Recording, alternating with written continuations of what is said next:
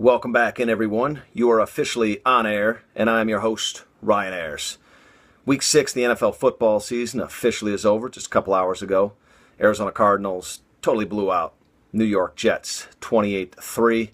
Another flag fest of a game. We'll touch on that at some point down the coming weeks about all these flags in these games. Ratings are going down for the NFL the last few weeks and throughout the season. We'll touch on that.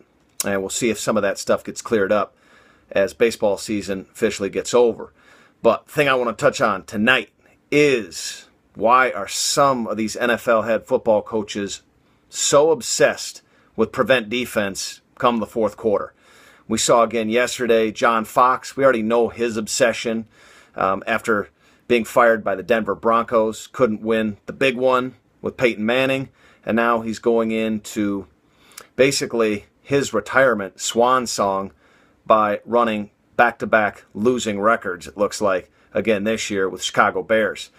We documented that when we headed down to Bourbonnais to look in and check out the Chicago Bears in preseason training camp. We touched on that. He needed to get over the hump in some of his in-game strategy and lack thereof in-game management. And it looks like, again, this year, it's going to happen for the Chicago Bears. I don't know if this guy is doing this or is told to do this by management so they can get the best possible pick come draft day in May. But 16-7 lead the Chicago Bears had. You just had this feeling all game throughout that I watched as I'm touching back and forth between them and a few other games on Sunday NFL Ticket. Thanks, Peyton Manning. You're the one reason I have picked up Sunday NFL Ticket. But they were up 16-7, and they just kept holding on to this minimal lead, 10-0, 13-0. So it's about 6.5 minutes to go in the ball game yesterday, and they're up 16-7. You can just totally see this coming. Touchdown, extra point, and a field goal later on to get a 17-16 victory for Carolina, or Jacksonville rather, and they did pull it off just like that because Chicago Bears did what? John Fox did what? Throughout the game plan. See so many times in the NFL game nowadays, such competitiveness and amazing athletes, probably the second greatest athletes on the planet behind NBA players.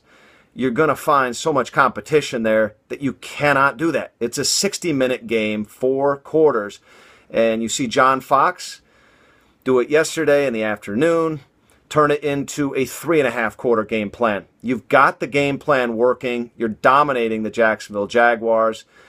How do you just put that in the paper shredder? You got there for a reason, that 13-0 lead. Should have been more. They left a lot of points out on the field. But you got there for a reason. Keep with the game plan. But instead, 6.5 minutes to go. I don't know what gets in this guy's mind. It's 2 years running that I've noticed that the Chicago Bears under John Fox completely melt down in the final moments of games. And go into Sunday night, like I said earlier on in this broadcast, it's coaches, not just one coach. Just don't want to beat up on John Fox. Chuck Pagano with the Indianapolis Colts found a way with a 23-9 lead at Houston, with the Texans fans basically half gone from NRG Stadium and no life to the offense with Brock Osweiler, who's continually struggling throughout. But maybe it's because of that prevent defense that Chuck Pagano put out there last night that Brock Osweiler may have found a rhythm for the rest of the season. 3+ minutes to go in the fourth quarter. Like I said, Indianapolis Colts up 23-9, and you've got a quality quarterback in Andrew Luck, and you can't hold on to that lead. That's pathetic. It's because of prevent defense. And when Lamar Miller got his, screen pass, bailing out Brock Osweiler 23-9, and did a little shimmy shake and up the field, basically leaving all the Colts defensive players jock straps on the field. When you saw that 23-16, you started to calculate in your head that this can be done because Houston held on to all of their timeouts, or at least 2 of them had the 2-minute warning coming up, and then basically prevent defense for Indianapolis and Chuck Pagano turned into prevent offense. They did absolutely nothing, punted the ball.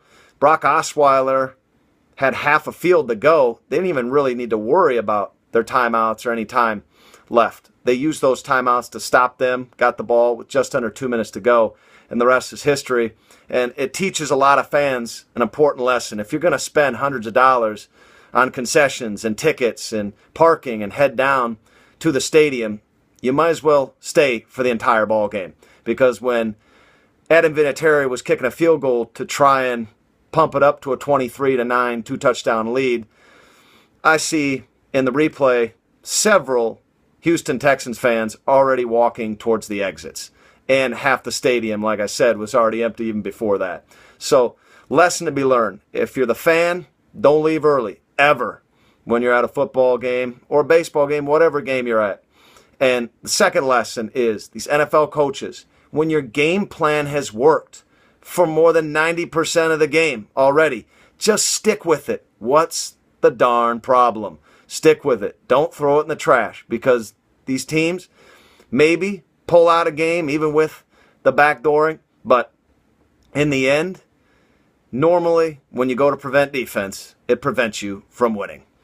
And with that, I want to let you know you've just tuned in to another episode of On Air, and I am Ryan Ayers.